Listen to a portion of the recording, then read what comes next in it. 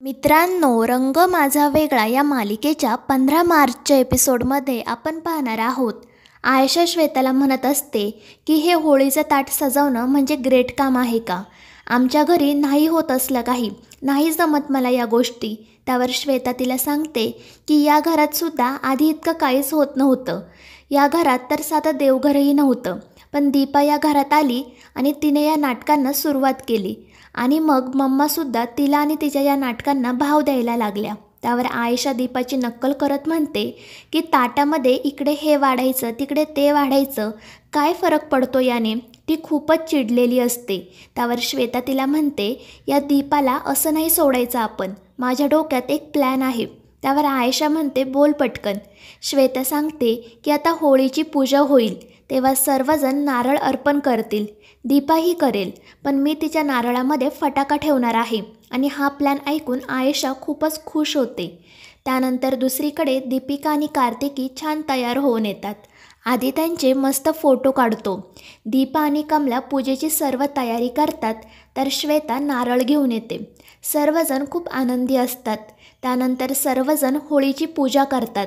मात्र कार्तिक आणि आयशा पूजा करायला येतात तेव्हा सौंदर्या त्यांना थांबवते आणि दीपाला अगोदर पूजा करायला सांगते. तिच्यासोबत कार्तिकी आणि दीपिकाही पूजा करतात. त्यामुळे आयशा खूपच चिडते. त्यानंतर श्वेता सर्वांना होळीत टाकण्यासाठी नारळ देते. फटाका ठेवलेला नारळ चुकून आधी घेतो, तर श्वेता तो पटकन त्याच्या हातून घेते आणि दीपाकडे देते. तर कार्तिकी हट्ट करते की आई मी टाकणार नारळ होळीमध्ये, पण दीपा तिला नकार देत असते. आणि कार्तिकीला पाहून दीपिकाही कार्तिककडे हट्ट करत असते. आणि या सर्व गडबडीमध्ये तो नारळ खाली पडतो आणि तो फुटल्यानंतर त्यातील फटाका पाहून सर्वांनाच मोठा धक्का बसतो. पण काही समजण्याच्या आधीच होळीतील एक लाकूड त्यावर पडते आणि तो फटाका फुटतो. सर्वजण खूप घाबरतात, मात्र सुदैवाने कोणालाही दुखापत होत नाही. त्यानंतर सर्वजण घरामध्ये येतात. सौंदर्या खूपच पॅनिक झालेली असते. ती म्हणते, मला कळत नाहीये की नारळामध्ये फटाका आला कुठून. आपलं नशीब की मुलींना काही दुखापत झाली नाही. होळी पूजनाच्या वेळी नारळात असा फटाका ठेवणं अतिशय अयोग्य आहे. त्यावर श्वेताही नाटकीपणाने म्हणते, मी सुद्धा तोच विचार करत होते. मात्र त्यावर ललित म्हणतो, हो का, पण नारळ तर तूच वाटत होती ना. त्यावर श्वेता म्हणते, पण मला काय माहीत नारळामध्ये काय आहे ते. पण ललित म्हणतो, उगाच साळसूतपणाचा आव आणू नको. आदित्य एक नारळ घ्यायला आला होता, पण तू तो नारळ त्याला न देता दीपाला दिला हे पाहिलंय मी. आणि ते ऐकून सर्वांनाच मोठा धक्का बसतो. मात्र श्वेता उगाच आरडाओरडा करत तिचा या सगळ्याशी काहीच संबंध नाही आणि तुम्ही उगाच माझ्यावर आरोप करताय असं म्हणत असते. पण सौंदर्या म्हणते की फक्त आरोप नाही करत, तर माझा विश्वास आहे तूच काहीतरी केलं असणार.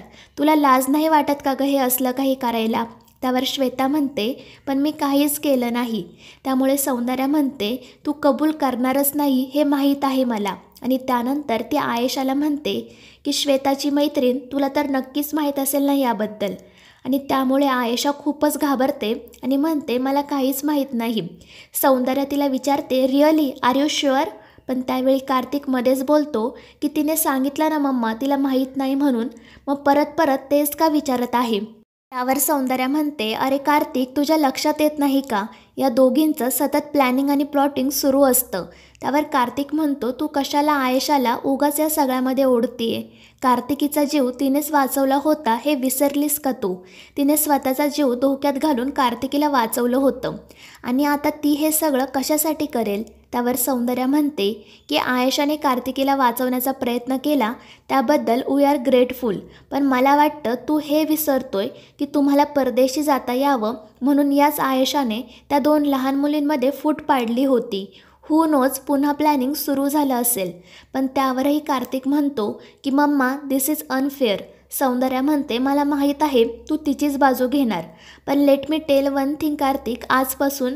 पण सौंदर्या पुढे काही बोलणार इतक्यात दीपा तिला थांबवते आणि म्हणते की उगाच सणासुदीला वाद नको. या सगळ्यामध्ये कोणाला काही झालं नाही हे चांगलं आहे. आपण आता विषय नको वाढवूया. त्यानंतर सर्वजण जेवण करायला बसतात. तर आयशा स्वतः सर्वांना जेवण वाढते.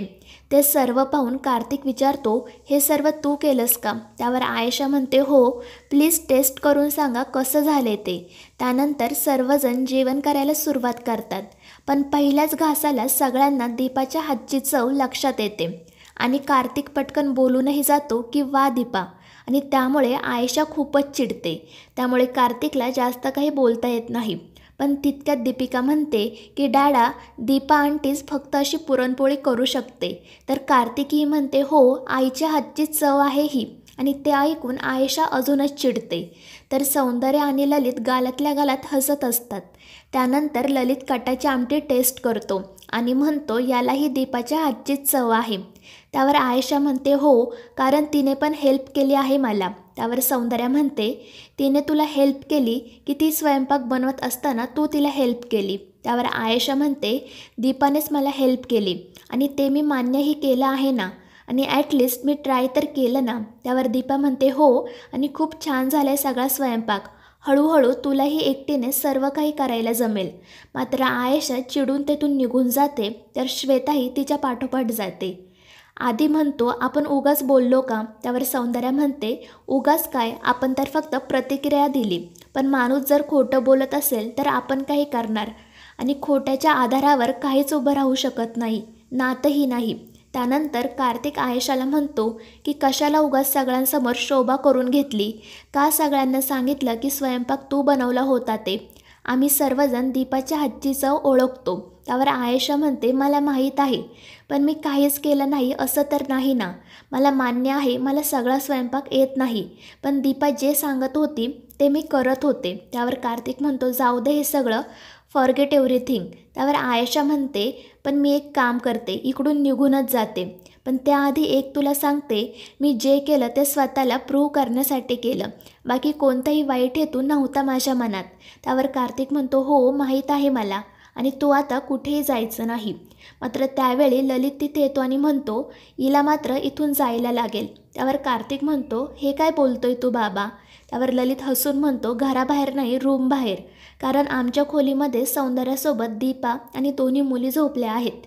त्यामुळे माझी रवानगी इकडे झाली, आणि दीपा तुझी लग्नाची बायको असूनही या खोलीमध्ये येऊ शकत नाही. आणि आयशाचं आणि तुझं अजून लग्न झालं नाही, त्यामुळे तुम्ही दोघे एकत्र या खोलीत राहू शकत नाही. त्यामुळे आयशा गेस्ट रूममध्ये राहील आणि मी इथे. आणि हे ऐकून आयशाला धक्काच बसतो. मात्र ती काही न बोलता गेस्ट रूममध्ये निघून जाते. तर दुसरीकडे दोन्ही मुलींची खूप मस्ती सुरू असते. त्यानंतर दीपा त्यांना छान गोष्ट सांगते आणि मुली झोपी जातात. हे सर्व पाहून सौंदर्या मनाशी म्हणते, विठोबा, या चौघांचं कुटुंब एकत्र येऊ दे. तर मित्रांनो, या मालिकेच्या पुढील भागांमध्ये आपण पाहणार आहोत, दीपा आणि कार्तिक भांग पिऊन मनातील भावना एकमेकांसमोर व्यक्त करतात. तर मित्रांनो, या मालिकेचे पुढील भाग अतिशय रंजक होणार आहेत. या मालिकेच्या पुढील भागांच्या अपडेट्ससाठी आपल्या चॅनलला सबस्क्राईब करा.